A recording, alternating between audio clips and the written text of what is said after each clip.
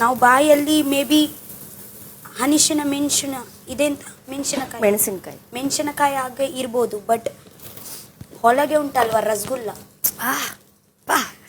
ಏನ್ರಿ ಏನ್ರಿ ನಿಮ್ದು? ನಮ್ಗೇನೆ ಗೊತ್ತಲ್ವಾ, ಬೇರೆ ಯಾರಿಗೆ ಗೊತ್ತಾಗಲ್ಲ ನಾವು ಹೇಗಂತ ಅಲ್ವಾ. ಏನ್ರಿ ರಸಗುಲ್ಲ ತರ ಇರುವಂತಹ ರಕ್ಷಿತಾ ಅವರೇ, ಬೆಣ್ಣೆ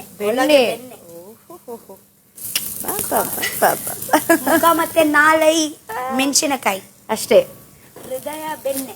ಸೊ ಹಾಗಾದ್ರೆ ರಕ್ಷಿತಾ ರಸಗುಲ್ಲ ರಕ್ಷಿತಾ.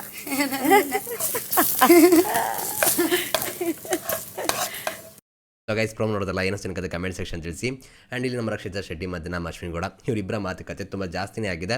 ಅದು ಕೂಡ ಕಿಚನ್ ಡಿಪಾರ್ಟ್ಮೆಂಟಲ್ಲಿ ಇದ್ದಾರಲ್ವಾ, ಸ್ವಲ್ಪ ಜಾಸ್ತಿ ತಮಾಷೆ ತರಲೆ ಕೂಡ ಆಗ್ತಿರೋಂಥದ್ದು. ಆ್ಯಂಡ್ ಇಲ್ಲಿ ಮಾತುಗಳು ಬರ್ತಿರೋದು ಏನ್ರಿ ಮಾತುಗಳು ಸಖತ್ತಾಗಿದೆ ಅಲ್ಲ. ಆ್ಯಂಡ್ ಜೊತೆಗೆ ಇಲ್ಲಿ ಒಂದು ವಿಷಯ ಏನಪ್ಪ ಅಂದರೆ, ರಕ್ಷಿತಾ ಶೆಟ್ಟಿ ಹೇಳಿದ ನಿಜ. ಯಾಕಂದ್ರೆ ನೀವು ಅಬ್ಸರ್ವ್ ಮಾಡಿ, ರಕ್ಷಿತಾ ಶೆಟ್ಟಿ ಅವ್ರನ್ನ ನೀವು ಅಬ್ಸರ್ವ್ ಮಾಡಿದ್ರೆ ಅವ್ರಿಗೆ ರಸಗುಲ್ಲ ಅಂದರೆ ತುಂಬ ಇಷ್ಟ. ನೀವು ಹೊರಗಡೆ ಕೂಡ ನೋಡಿರ್ಬೋದು, ಒಂದು ಸಾಂಗ್ ಕೂಡ ಮಾಡಿದ್ರು, ಸಖತ್ತಾಗಿತ್ತು ಅದು ರಸಗುಲ್ಲ ಅಂದ್ಕೊಂಡು. ಆ್ಯಂಡ್ ಇಲ್ಲಿ ಅದೊಂದು ಕಂಪ್ರೆಷನ್ ಕೂಡ ತುಂಬ ಚೆನ್ನಾಗಿದೆ. ಆ್ಯಂಡ್ ಜೊತೆಗೆ ನನ್ನ ಮನಸ್ಸಿದೆಯಲ್ಲ, ಆ ಮನಸ್ಸು ಬೆಣ್ಣೆ ಥರ, ಅಂದರೆ ರಸಗುಲ್ಲ ಥರ ಸಾಫ್ಟು, ತುಂಬ ಒಳ್ಳೆಯದು.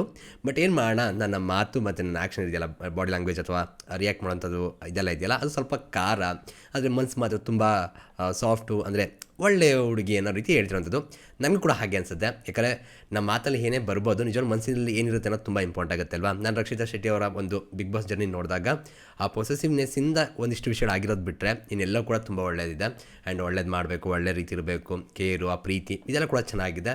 ಎಲ್ಲೋ ಒಂದು ಕಡೆ ಒಬ್ಬರ ಮೇಲೆ ಅತಿಯಾದ ಪ್ರೀತಿ ಇನ್ನೊಬ್ಬರನ್ನ ಎಲ್ಲೋ ಒಂದು ಕಡೆ ಮಾತಾಡೋ ರೀತಿ ಅವ್ರಿಗೆ ಮಾಡಿಬಿಟ್ಟಿದೆ. ಅದು ಬಿಟ್ಟರೆ ಇನ್ನೆಲ್ಲ ಕೂಡ ಸಕ್ಕತ್ತಾಗಿದೆ ಅಂತ ಕೂಡ ಹೇಳ್ಬೋದು. ನಿಮ್ಗೆ ಅನಿಸುತ್ತೆ ಗೈಸ್, ಆನೆಸ್ಟಾಗಿ ಹೇಳಿ. ಸಿಗೋಣ ಮತ್ತೆ. Thank you guys, love you guys, bye.